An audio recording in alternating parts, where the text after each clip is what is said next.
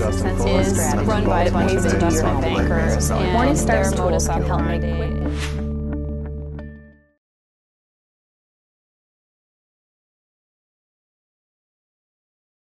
Notre thème, c'est enjeux et perspectives de l'industrie de la gestion collective en Europe. Et pour lancer un peu le débat, alors c'est vrai que comparaison, comme le disait Jean-François, n'est pas raison, mais nous, ce qu'on constate, nous sommes une entreprise d'origine américaine, et ce qu'on constate, c'est qu'il y a 25 ans aux États-Unis, le gros de la collecte, le gros de la gestion était du côté des gens qui maîtrisaient la distribution, était du côté des banquiers. Et puis 25 ans plus tard, on voit que le gros de la collecte est du côté des sociétés de gestion, plutôt des sociétés de gestion indépendantes, qui ont su développer de la valeur ajoutée, de l'alpha, de la performance et de la transparence et de l'information. Et la question qu'on se pose, c'est est-ce qu'on va assister à la même évolution en Europe? Qui se lance? Jean-Baptiste? Pourquoi est-ce que vous vous posez la question, puisque les faits sont là? Allez-y. 95% de la collecte nette, ça c'est un chiffre mondial, mais on peut le reprendre au niveau européen, il est légèrement inférieur, mais c'est à peu près les ordres de grandeur. 95% de la collecte nette a été effectuée par 0,5% des fonds qui existent dans le monde, 70 000 fonds dans le monde. Si on met ça au niveau européen, je crois que c'est environ 90% qui a été réalisé par... à peu près 0,5% de fonds. Et il y a quoi? Il y a 30 000 fonds, en Europe. Donc on y est, et c'est qu'est-ce qui gagne? Qu'est-ce qu'est la victoire? C'est la victoire de la qualité. Bien sûr, mais aujourd'hui on a quand même les gros mastodontes, les gros fonds, qui sont les fonds qui sont distribués par les réseaux bancaires, qui sont des fonds qui sont produits par les filiales de gestion des réseaux bancaires. On n'est pas, mis à part quelques cas individuels comme Carmignac, qui a des gros fonds qui pèsent plusieurs milliards, les fonds qui pèsent plusieurs milliards, en ce moment en Europe sont plutôt, non, j'ai l'impression, des fonds qui sont dans les réseaux. Non, si vous regardez cette statistique, des 0,5% des fonds qui ont collecté en Europe sur les 12 derniers mois, sur les 18 derniers mois, vous trouverez très peu de fonds de grands réseaux bancaires. Bon, Attention, c'est des statistiques européennes, ce n'est pas des statistiques françaises, c'est-à-dire que ça prend en compte un certain nombre d'éléments propres à chacun des pays en Europe. En tant que président de l'EFAMA, effectivement, votre vision est pan-européenne. Paul-Henri, vous partagez cette analyse, plus spécifiquement pour la France? Oui et non. Oui, en ce sens que Jean-Baptiste a totalement raison. La logique, de plus en plus, est celle que l'on voit aux États-Unis aujourd'hui. Elle commence à arriver en Europe. C'est une logique de sélection qui veut que la collecte se fait sur les fonds qui ont les meilleures performances et qui ont été reconnus par les sélectionneurs comme étant ceux qui ont les meilleures performances. Mais non, parce que on assiste aujourd'hui à ce phénomène-là dans la mesure où on est dans une phase de marché où il n'y a pas de collecte de masse, si je puis dire, parce que la seule collecte qui est faite est une collecte qui est faite par les banques privées, les distributeurs, où c'est une collecte de choix, si je puis dire, fait à partir d'une approche de sélection. Si on était dans une phase où, pour des raisons d'allocation stratégique, on voyait les fonds actions, par exemple, revenir à la mode auprès de la clientèle de masse, à ce moment-là, on verrait les grands réseaux développer de nouveau leur énergie et leur force de vente sur ce type de fonds, et ce phénomène de sélection apparaîtrait moins. Cela dit, le trend, ou le mouvement de fond, j'allais dire, le mouvement de masse, le mouvement darwinien, comme disait Jean-François Sauvé tout à l'heure, est en faveur de cette approche par la sélection. Ça, c'est indubitable. Oui, j'aime bien cette idée de collecte de masse et collecte de choix. Je trouve que c'est une bonne façon de résumer des trends structurels en Europe. Je rajouterai simplement par rapport à ce que dit Paul-Henri que je ne peux pas extrapoler encore totalement la collecte 2011, mais en tout cas, si on regarde la collecte 2010, on n'est pas loin de 200 et quelques milliards d'euros de collecte nette en Europe. On n'est pas loin des plus hauts historiques. Donc, même si c'est plutôt une collecte de choix, je suis d'accord, qu'une collecte de masse, on est quand même à des plus hauts historiques au niveau net, au niveau européen. Et donc, les trends que je rappelais tout à l'heure se font dans cette perspective-là. Ce que je voulais dire, c'est que la clientèle de masse, c'est-à-dire la clientèle qui est plus drainée par les réseaux, que ce soit bancaire, assureur ou grand réseau de manière générale, n'est pas encore beaucoup revenue. La collecte à laquelle on a assisté en Europe est une collecte qui est plus le fait, d'une part, des institutionnels, Et ensuite de la collecte plutôt ce qu'on appelle mass affluent, clients aisés, clients de banque privée, clients un peu haut de gamme. Alors justement, sur ce phénomène de collecte via la banque privée, sur cette clientèle un peu haut de gamme, via les CGPI, on parle beaucoup depuis un certain temps de cette régulation qui est en mouvement au Royaume-Uni, la RDR, qui devrait à terme interdire ou limiter les possibilités de rétrocession en destination des conseillers financiers. Alors, qu'est-ce que vous en pensez? Est-ce que c'est une bonne chose? Est-ce que c'est pas une bonne chose? De l'extérieur, on a tendance à se dire c'est une bonne chose parce que nous, on pense que c'est toujours celui qui paye qui a le pouvoir. Donc, si le conseiller est payé par le fournisseur, on a un peu tendance à penser que c'est le fournisseur qui a le pouvoir. Nous, on préfère que ce soit le client, l'investisseur qui paye. Alors, c'est vrai qu'on a peut-être parfois une vision un peu basique. Est-ce que c'est une bonne ou une mauvaise chose, cette RDR? Alors, Et est-ce qu'elle risque d'arriver en France? Je ne me prononce pas sur ce que font les Anglais chez eux, mais je vais essayer de vous donner mon avis sur le principe de la suppression des rétrocessions. Je ne pense pas que ce soit une bonne idée, pour deux raisons à la fois. La première est une raison de principe, une raison générale. Il y a effectivement deux manières de rémunérer un distributeur. La première manière, c'est de le rémunérer par une rétrocession de la part du producteur. C'est ce qui se pratique le plus souvent en Europe continentale, ce qui se pratique un peu partout, mais en particulier en Europe continentale. Et la deuxième manière, c'est de le faire payer par le client sous forme de droit d'entrée ou d'abonnement. Alors, on dit droit d'entrée ou abonnement. La réalité, c'est que c'est plus souvent des droits d'entrée parce que les clients ont toujours beaucoup de mal à accepter de payer sous forme d'abonnement le réel prix du service. Alors quand on regarde ça de loin, ou quand on regarde ça de façon un peu, comme vous le disiez, ingénue, je ne reprends pas cet adjectif, mais avec des bons principes, avec des principes généreux, on se dit c'est toujours mieux de faire payer le fournisseur par le client. Ça paraît naturel. En fait, c'est une fausse bonne idée, parce que dans la réalité, ce n'est pas la manière dont le fournisseur est payé qui est le problème, c'est les biais ou les dérives auxquels on peut arriver à partir de telle ou telle manière. Donc il y a aujourd'hui deux manières, soit par rétro, soit par paiement sous forme de droit d'entrée. Je ne crois pas du tout qu'il y ait une manière qui soit meilleure que l'autre. La manière par rétro peut conduire à un biais, tout le monde le sait, c'est que le distributeur sélectionne plus facilement les produits du producteur qui lui donne les meilleurs rétros. Bon, ça peut conduire à ça. Mais le fait de le payer sous forme de droit d'entrée ou directement par le client a également des biais. Ça peut conduire à ce que le distributeur, pour maximiser ses revenus, cherche à avoir plus de droits d'entrée, c'est-à-dire fasse tourner les produits. Et dans ce cas-là, on arrive à un biais qui est la rotation de portefeuille, qui est également mauvais. Donc en fait, toutes les méthodes de rémunération des distributeurs peuvent avoir des biais.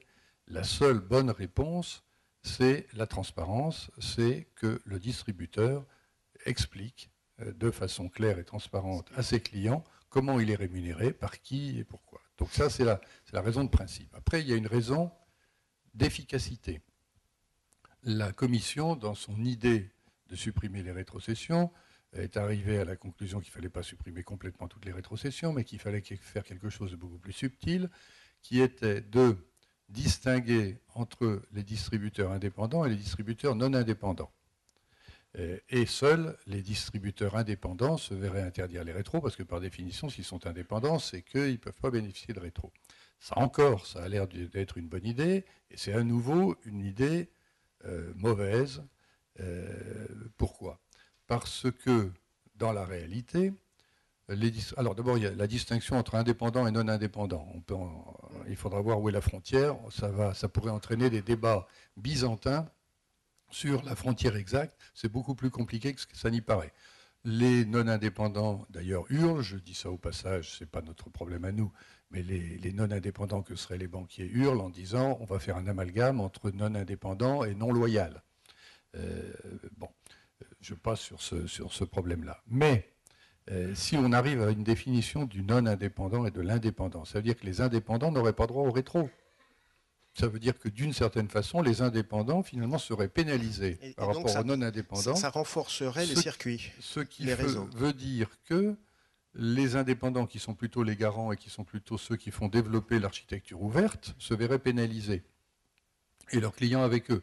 Donc la Commission, qui est pourtant le défenseur de l'architecture ouverte, propose une solution qui en réalité ira à l'encontre des intérêts des indépendants, donc des AIFES, des conseillers financiers indépendants et de leurs clients. Et je prends le pari que si on met en place ce système-là, la plupart des AIFES, c'est-à-dire des conseillers indépendants, se déclareront non indépendants de façon à pouvoir continuer à toucher les rétros, ce qui serait quand même quelque chose, ce serait une franche rigolade.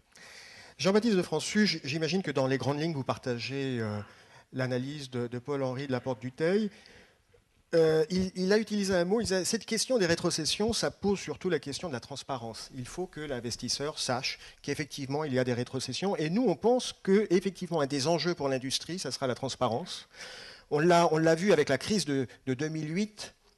Nous, on aime bien collecter les portefeuilles pour savoir ce qu'il y a dans les fonds. Il y a un certain nombre de maisons qui nous disaient « oui, c'est bien ce que vous faites, mais on va voir plus tard ».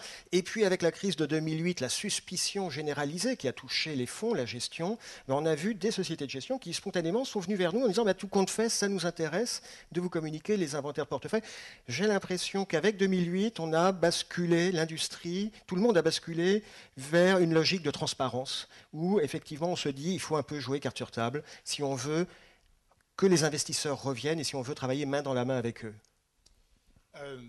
Je peux partager ce que Paul-Henri a dit sur la transparence. Enfin, c'est l'éthique même de nos métiers, mais je me porte en faux par rapport à ce que vous avez rajouté, c'est-à-dire 2008 égale plus de transparence pour les métiers de la gestion. C'est pas vrai. On est dans les services financiers les acteurs qui ont toujours été les plus transparents. La preuve, c'est que dans un des projets de directive Package Retail Investment Product, pour faire simple, PRIP, qui est une de ces directives transversales que la Commission européenne est en train d'étudier pour mettre des outils de communication identiques pour l'ensemble des produits financiers. Quel est le support retenu? Quel est l'exemple retenu? C'est celui de la gestion, celui des OPCVM. Donc, on est l'industrie la plus transparente dans les services financiers.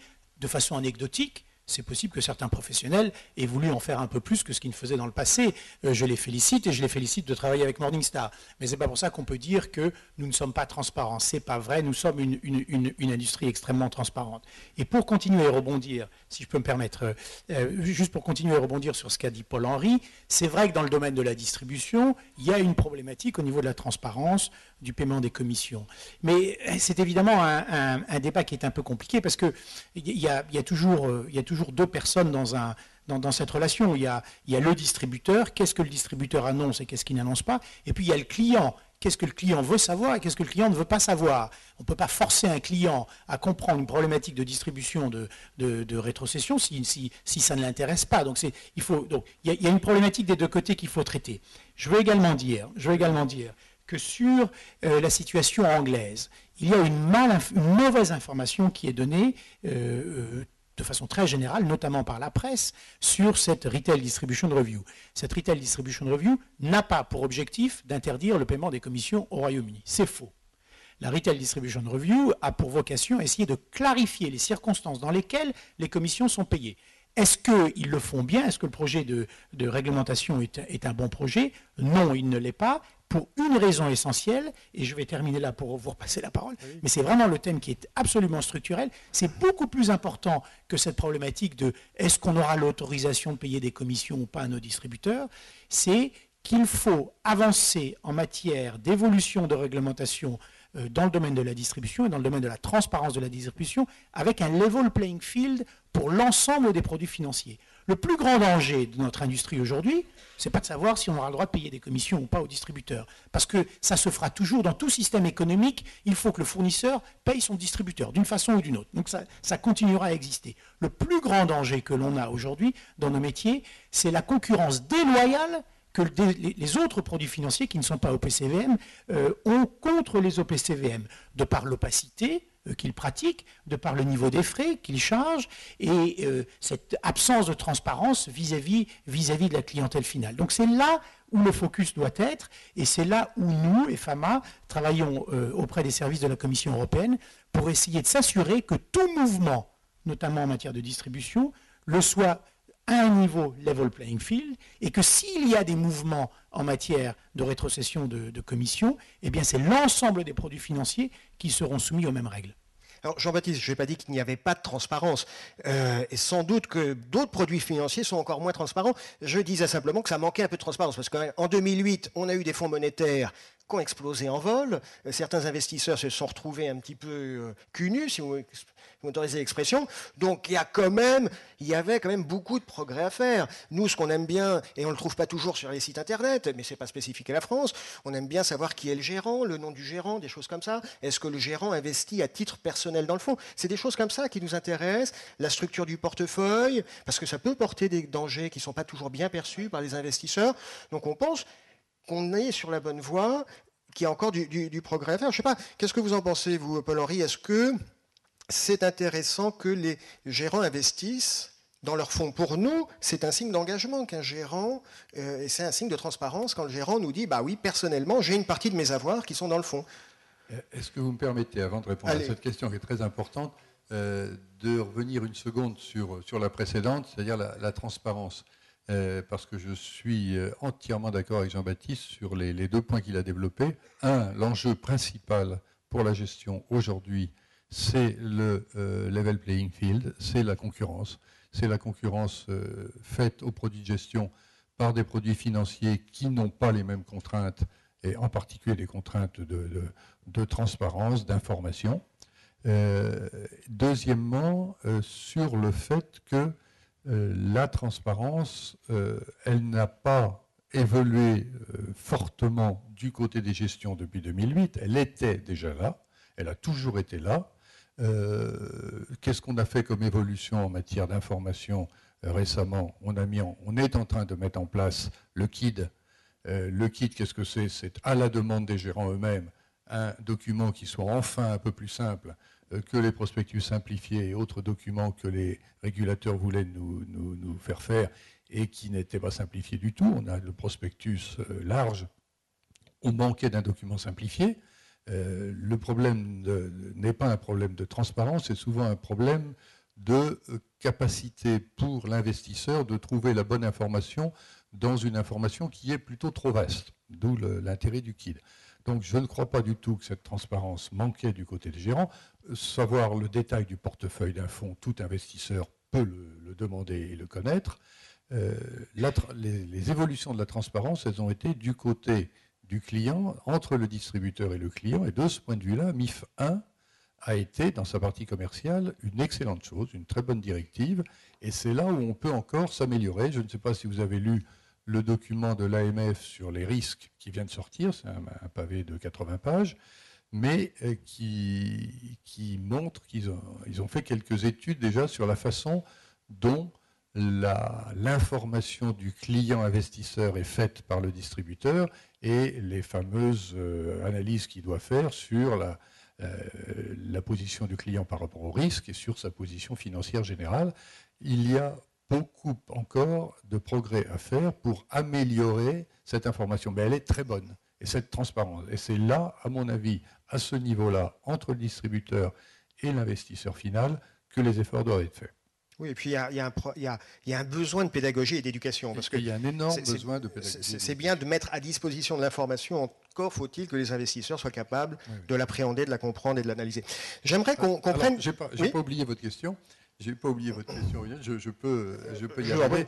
Faut-il que le gérant ait la possibilité d'investir dans son fonds? Est-ce une bonne chose, etc.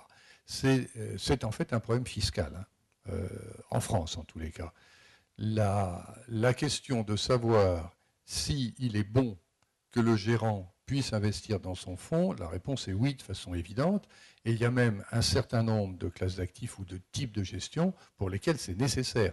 En matière de hedge fund, les clients ont très souvent le désir que le gérant soit partie prenante dans le fonds, qui prenne son risque comme le client, et donc qu'il ait une part de sa propre fortune investie dans son fonds.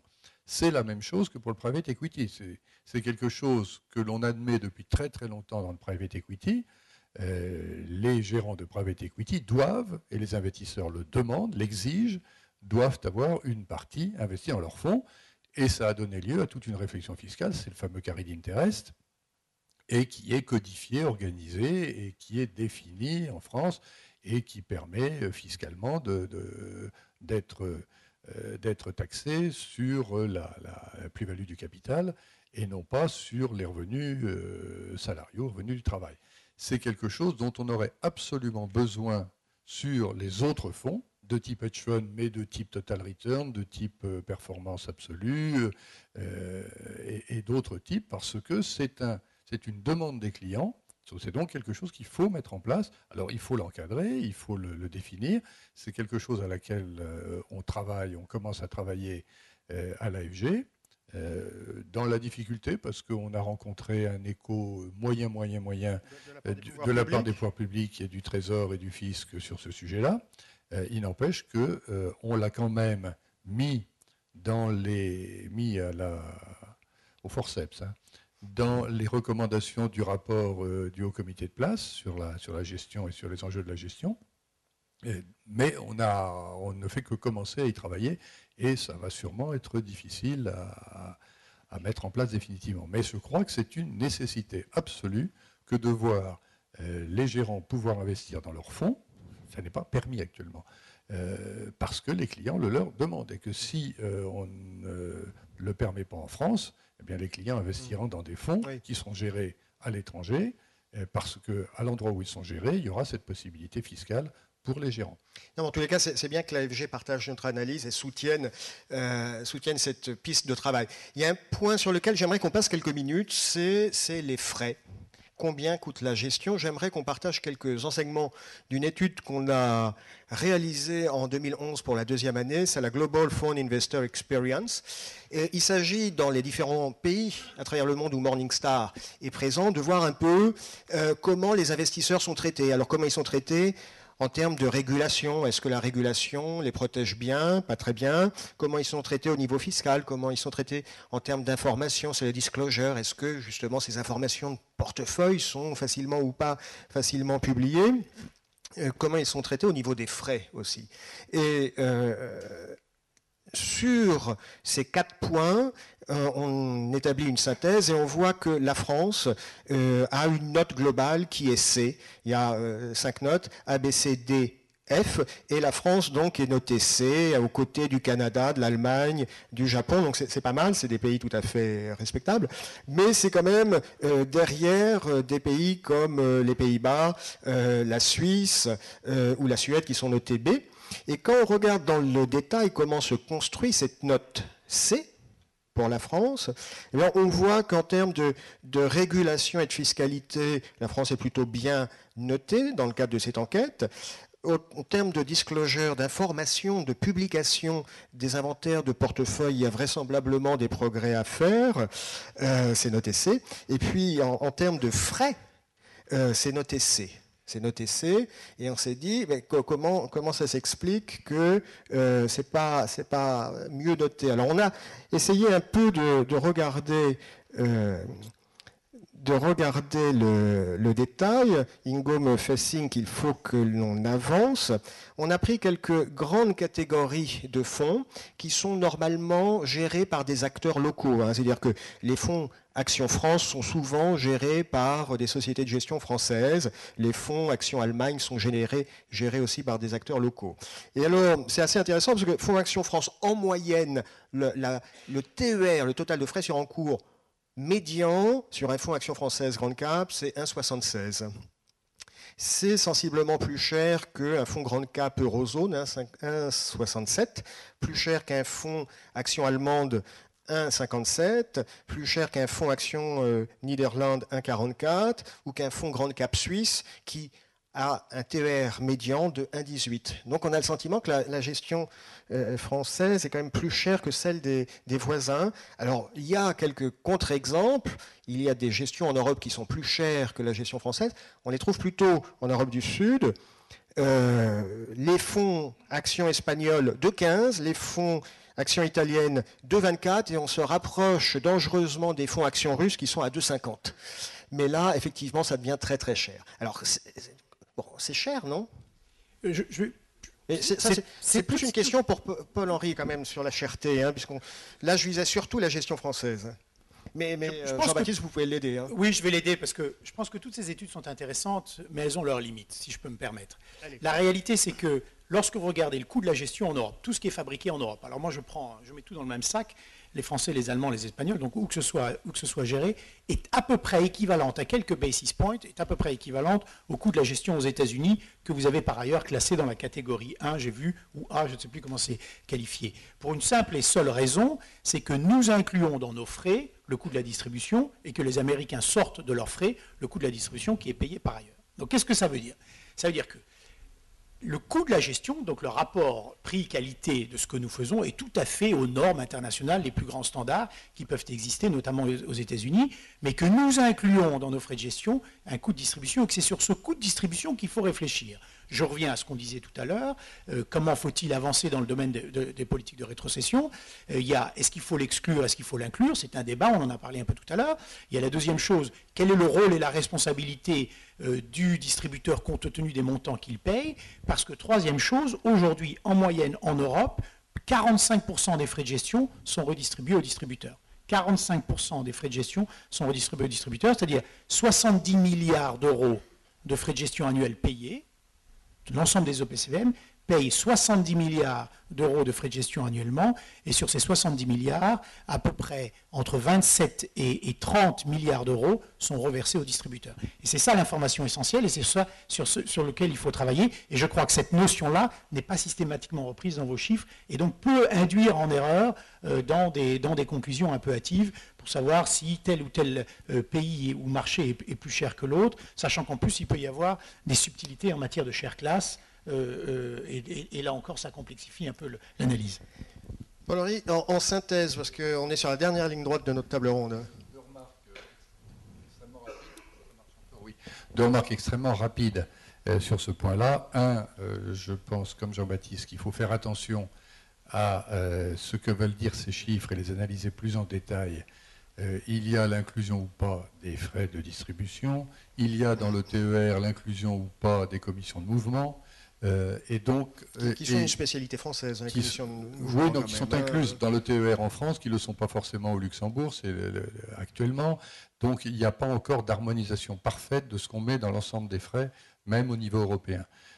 Ensuite, il faudrait, pour bien faire, regarder la pondération qui existe entre des fonds grand public et des fonds institutionnels, parce que ça peut fausser le jeu.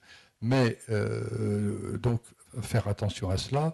Mais une deuxième remarque, il y a une corrélation évidente entre la hauteur des frais de gestion et l'existence ou pas d'une gestion puissante. Les frais de gestion sont extrêmement élevés en Italie et en Espagne, et il n'y a plus d'industrie de la gestion en Italie et en Espagne, ou presque plus. Pourquoi? Parce que les distributeurs ont récupéré à leur profit la totalité des frais de gestion en réclamant un pourcentage des frais beaucoup trop élevé, et ce faisant, ils ont mis à mal, ils ont porté un coup fatal à l'industrie de la gestion. Donc, attention à cette corrélation, ne poussons pas les frais de gestion, ne nous laissons pas aller dans ce sens-là. Le résultat, il nous est indiqué par ce qu'on voit en Italie et en Espagne. Ça serait contre-productif. Il nous reste quelques minutes. Un micro va circuler pour vos questions. Comme j'en ai déjà un, je vais en profiter pour poser une première question. Mais n'hésitez pas à faire un petit signe à Ingo. Jean-Baptiste, vous êtes le président de l'EFAMA, vous êtes le patron d'Invesco Europe. Vous quittez l'une et l'autre maison dans les jours qui viennent. Est-ce que vous restez dans la gestion? En deux mots, vous pouvez nous dire un peu ce que vous devenez, ou ça sera une grande surprise? Il y a des chasseurs de tête dans la salle? Bon, ok, d'accord. Monsieur, là-bas. Une autre question, c'est est-ce que, et là c'est peut-être plus pour Paul-Henri, est-ce que l'industrie française de la gestion est parée pour l'international, pour travailler sur les marchés étrangers? Il y a quelques vaisseaux, il y a quelques noms comme Carmignac et quelques autres qui réussissent bien sur des marchés européens. Dans l'ensemble, est-ce que les Français, en termes de gestion, sont bien positionnés pour aller à l'international? En quelques mots. En quelques mots, oui, je crois que les Français sont bien positionnés. Il ne faut pas ne citer qu'un ou deux noms. En plus, on cite des marques. Il y a 4 sociétés de gestion françaises dans les 20 premières mondiales, et si elles sont dans les 20 premières mondiales, c'est qu'elles ont fait déjà un énorme travail à l'international, et depuis une large dizaine d'années. Il y a, alors il n'y a pas les 600 sociétés de gestion françaises à l'international, certes, mais il y en a quelques dizaines et qui connaissent un beau développement et des beaux succès à l'international. On pourrait développer ça beaucoup plus, mais voilà. Madame ? Oui, je veux bien poser une question sur UCITS 4 et sur sa transposition. Est-ce qu'il y a une hétérogénéité en Europe Est-ce qu'il y a des problèmes? Est-ce que tous les pays vraiment transposent de la même manière? Et éventuellement une question subsidiaire sur PRIPS. Est-ce que les débats sont bien engagés pour atteindre ce level playing field? Jean-Baptiste, ça c'est pour vous. Hein. En synthèse, toujours. Hein. Oui, très rapide. Première question, non, mais c'est classique. C'est toujours la même chose en Europe, sauf que ça s'améliore. Si on prend la politique de mise en place de UCITS 3 ou même de UCITS 1 et qu'on voit les différences qui existaient pays par pays, on s'améliore très nettement dans UCITS 4. Mais chaque pays continue à penser qu'il est un peu plus intelligent que son voisin, et donc il a une un peu meilleure compréhension de la façon dans laquelle il faudrait intégrer UCITS 4 dans sa... Et je crois que la France est un bon exemple, mais Paul-Henri pourrait en parler plus que moi. Sur PRIP, non, encore, deuxième réponse négative. Malheureusement, ça ne va pas aussi loin que ce qu'on le souhaiterait. Et oui, il y a un grand risque à ce que la Commission européenne fasse un peu marche arrière, ou en tout cas perde de la dynamique. Et donc il est absolument indispensable que l'on maintienne de la pression sur la Commission européenne, sur le Parlement, et que les actions de lobby soient entretenues. Je voudrais vous citer un chiffre que j'ai entendu il y a quelques jours et qui m'a vraiment frappé dans cette démarche PRIP. Il y a à peu près 5 ans, les OPCVM en Europe représentaient 16% de l'épargne financière. Aujourd'hui, les OPCVM en Europe représentent 13% de l'épargne financière. Donc la réalité, c'est que la part du gâteau auquel on a accès est en train de se réduire compte tenu des circonstances dans lesquelles, l'absence de level playing field, c'est-à-dire, encore une fois, la concurrence déloyale à laquelle nous sommes soumis par rapport à un certain nombre des autres produits financiers. Et donc cette notion de PRIP est une notion sur laquelle il faut que l'industrie se batte, il faut que les associations nationales au niveau national et les FAMA au niveau européen se battent. C'est probablement le chantier le plus important pour le devenir de la gestion dans les années à venir.